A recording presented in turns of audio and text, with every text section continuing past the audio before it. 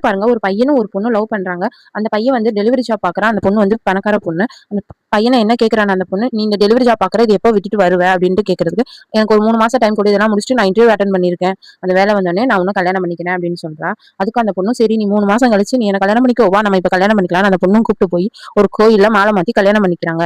கல்யாணம் பண்ணதுக்கு அப்புறமா அந்த பொண்ணு ஒரு வீட பாக்குறா. வீடு பார்த்ததும், "நீ ஏன் இவ்ளோ பெரிய வீடு பார்த்திருக்க?" அப்படின்ட்டு கேட்கும்போது, "நான் தானே பார்த்திருக்கேன். நீ 3 மாசம் கழிச்சு உனக்கு வேலை செட் ஆனதுக்கு அப்புறம் நீ எனக்கு வீட பார்த்து விடு" அப்படின்னதுக்கு, சரி அப்படின்ட்டு இருந்துடுறாங்க. அந்த பையனும் மறாவது நாள் வந்து அந்த பையனும் வேலைக்கு போக ஆரம்பிச்சிடான். வேலைக்கு போயிட்டு வர நைட்டு லேட் ஆகும்போது அந்த பையன் கிட்ட அந்த பொண்ணு, "ஏன் இன்னும் வரலன்னு?" கேட்கும்போது, "நான் டெலிவரி பார்த்துட்டு இருக்கேன். நான் பார்த்துட்டு நான் வரேன்" அப்படின்ட்டு சொல்லிடுறா.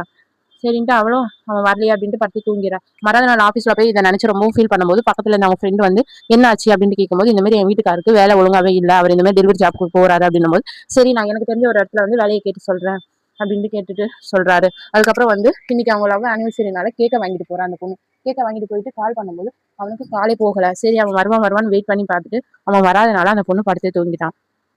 அப்புறம் அவனும் வந்து ரொம்பவே ஃபீல் பண்ணி, நான் ஏன் இப்படி இருக்கேன்னு எனக்கே தெரியல. நம்மளுக்கு இப்ப தேவை பணம். நான் உன்ன நல்லா பார்த்துக்கணும். நான் என்ன பண்றது?" அப்படின்ட்டு ரொம்பவும் ஃபீல் பண்ணி அந்த பொண்ணுகிட்ட பேசவும், "நீ எனக்கு அதெல்லாம் தேவையில்ல. எனக்கு நீ காதல் குடுத்தா போதுன்ட்டு" அந்த பொண்ணு சொல்றா. அதுக்கு அவன் வந்து, "சரி நான் உனக்கு இதுக்கப்புறம் நீ எது சொன்னாலும் கேட்கிறேன்" அப்படின்ட்டு சொல்றான். திருப்பி என்ன பண்றா, சண்டே ஆனால வேலைக்கு போகக்கூடாதுன்னு சொல்றான். மறாவது நாளே சண்டே. கேக்கெல்லாம் வெட்டிட்டு மறுநாள் வந்து தூங்கி எழுந்திரிச்சிட்டு சண்டே அதுவுமா வேலைக்கு போயிட்டான்.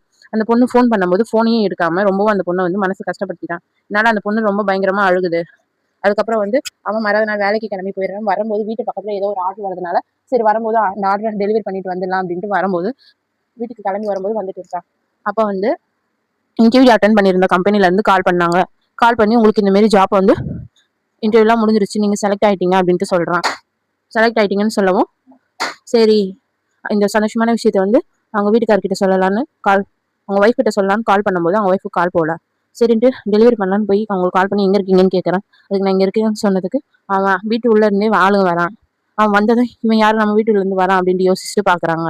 பார்த்ததும் அப்புறம் தான் தெரியுது அவங்க ஒய்ஃப் வந்து இன்னொருத்தன் கூட அஃபேரா இருக்கிறது.